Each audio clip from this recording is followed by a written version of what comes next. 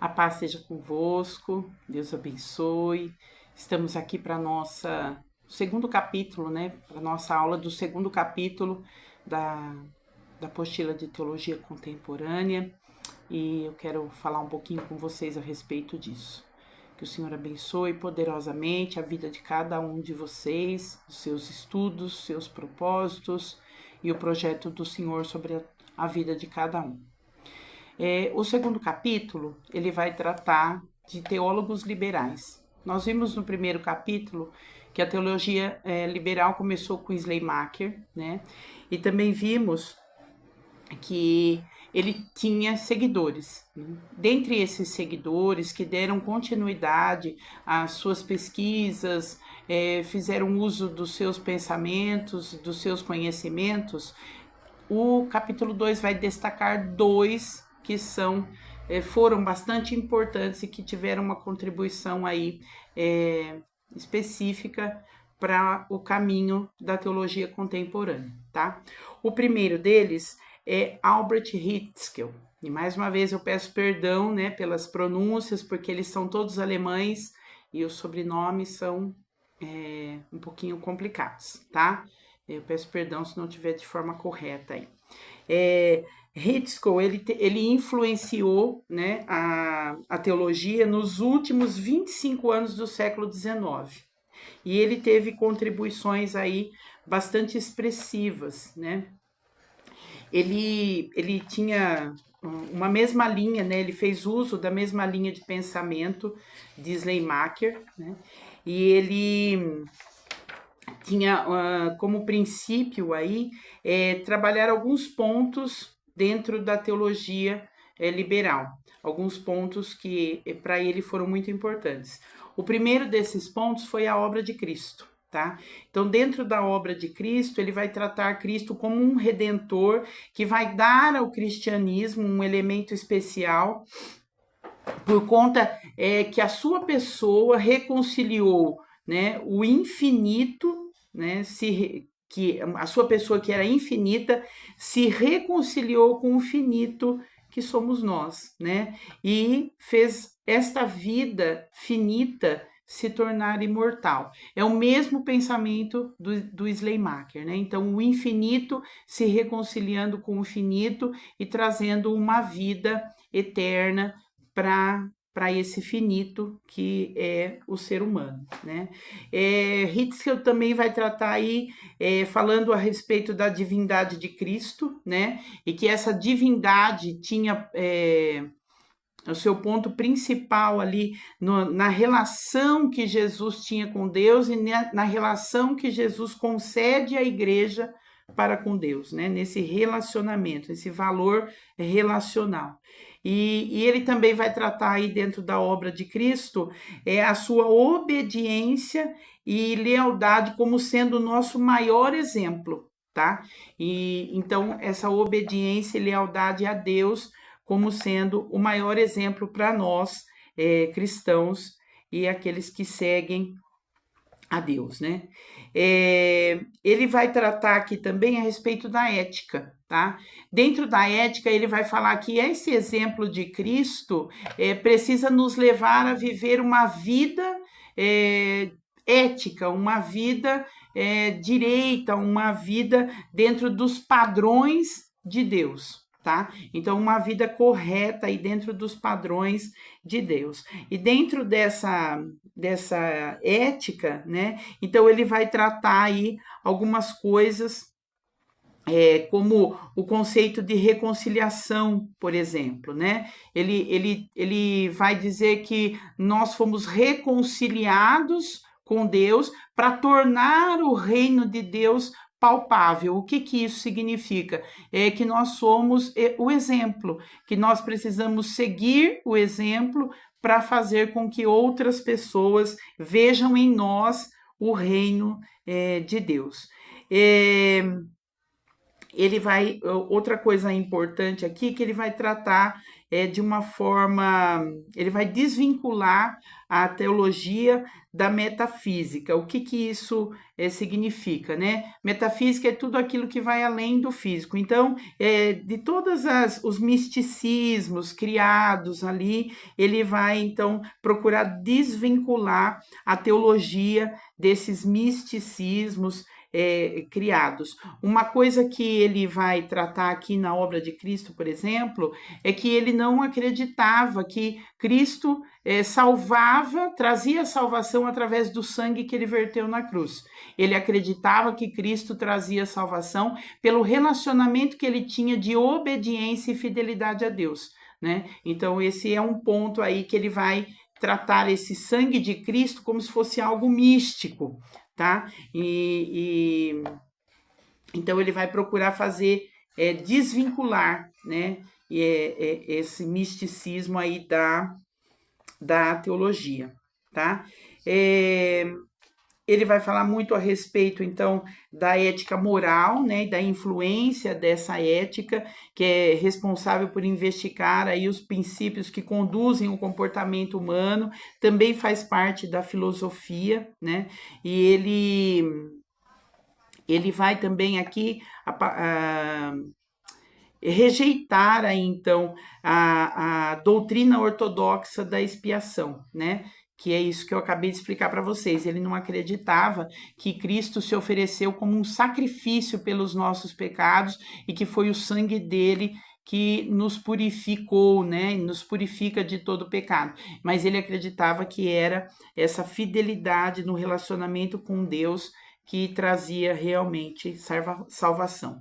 Um outro teólogo importante aqui que o texto vai tratar para nós é Karl Harnack, tá? Karl Harnack, ele foi o último aí dos teólogos liberais do século XX, né? Ele vai ser o último aí considerado como teólogo liberal. E ele era o símbolo do protestantismo cultural alemão. O que que isso significa? Ele entendia que a religião tinha uma ligação com a cultura, tá? E isso tinha pontos positivos e pontos negativos.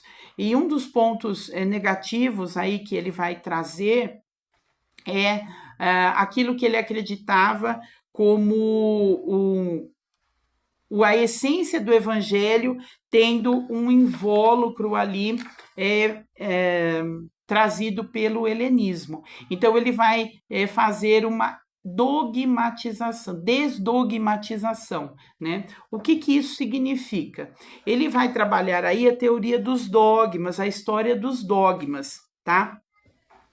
E ele vai, então, tratar, vai defender, né, que o evangelho real, puro, verdadeiro, tinha sido corrompido pela influência da cultura grega. Com isso, para trabalhar, para defender isso, para procurar eliminar isso e trazer o evangelho novamente para a sua essência, ele vai então criar aquilo que foi chamado de patrística. O que era a patrística? Foram os pais da igreja, alguns lugares vão dizer que foram nos 3 primeiros séculos, outro nos 5 primeiros séculos, tá? Mas eles vão então combater a descrença e o paganismo, que era algo bastante forte naquele tempo e continua sendo algo muito forte no nosso tempo também. Então, essa patrística, esses considerados pais da igreja, eles foram reunidos ali através de Harnack para poder combater essas coisas. E dentro dessa descrença e deste paganismo, então vai estar essa desdogmatização que ele vai tratar. O que que isso significa? O que que é um dogma? Um dogma é um ponto fundamental de uma doutrina, né, religiosa, apresentado como certo e indiscutível. Um exemplo disso é a Trindade. Né? A Bíblia não vai trazer em nenhum momento a palavra trindade, não é? Mas ela está presente ali em toda em todas as escrituras, né, de Gênesis a Apocalipse, falando ali a respeito do Deus Pai, do Deus Filho e do Deus Espírito Santo, como sendo três pessoas num único Deus, né? Uma mesma essência ali. Então, isso é um dogma, tá? Então, são esses pontos de doutrina religiosos que são certos e indiscutíveis, que não abre caminho aí. Então, ele vai dizer que essa essência do evangelho, e o que para ele era essa essência do evangelho? Era Cristo que anunciou o reino de Deus através da sua vinda, né? Que Deus é Pai, para ele isso era uma essência do Evangelho. A segunda vinda de Cristo era uma essência do Evangelho. E o mandamento do amor, que constitui uma lei suprema e de santidade. Tá? Então, esses princípios, para ele, eram considerados a essência do Evangelho. Só que o que ele dizia? Que essa essência do Evangelho foi contaminada pelo helenismo. O que é o helenismo? É uma cultura desenvolvida fora da Grécia, mas com toda a influência do pensamento e da cultura grega. Tá? Então ele vai colocar isso como que se a essência do evangelho tivesse dentro de uma cápsula do invólucro, que seria esse helenismo. Então, ele trabalhava para que esse invólucro fosse quebrado e o evangelho puro e essencial e simples fosse trazido à existência novamente. Era esse o pensamento dele, tá? E aí, dentro desse pensamento, então, ele vai mover aí, porque ele acreditava que a religião e a cultura, né, que elas eram precisavam caminhar juntas. Ele queria fazer uma reconciliação disso, mas ele queria fazer de uma forma ética, de uma forma moral, de uma forma correta, né, para poder organizar a vida ali de cada ser humano de forma apropriada, tá? Ele abandonou a ênfase na relação pessoal com Deus, né? E vai trabalhar, então, essa coisa coletiva e cultural aí dentro do mundo, tá bom? Então, esses são a parte essencial aí, né? O que o texto vai trazer aí de forma essencial para nós. Eu tenho lá o resumo, né? Que eu trago ali alguns pontos importantes que eu coloquei ali para vocês e algumas coisas que não estão aqui na apostila também estão colocadas lá no texto que eu vou mandar, tá?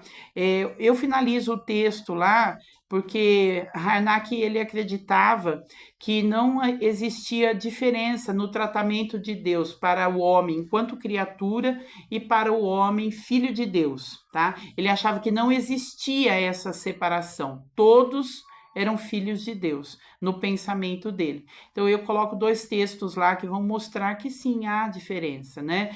Antes de Cristo, sem Cristo, nós somos criaturas de Deus, amados por ele, mas criaturas, né? E depois, a partir de Cristo, de aceitar a Cristo e caminhar com Cristo, nós passamos, então, a ser filhos de Deus, amados por ele como filhos de Deus. Tá? Então, é uma diferença aí. Aí a gente vai entender nisso que a teologia ela foi construída através de muita pesquisa, de muitos estudos, né? E de vários tipos de pensamento, que não significa que são verdades absolutas, né? Mas que conduziram a se compreender de forma correta as escrituras. Uma coisa importante aqui desses homens aqui, principalmente aqui de Hitzkel, né, é que ele foi uma pessoa que foi fiel ali aos pensamentos de Lutero, né, e a proposta ali de Lutero dessa libertação aí de tudo aquilo que estava fora da palavra de Deus. Então a gente vê que o trabalho desses homens sempre foi procurar esse entendimento da palavra de Deus. Algumas coisas eles divergem, mas foi isso que construiu a teologia da forma como nós a conhecemos. Tá bom? Deus abençoe muito a vida de vocês, bons estudos, e nós estamos aqui para ajudar naquilo que for preciso. Fiquem com Deus.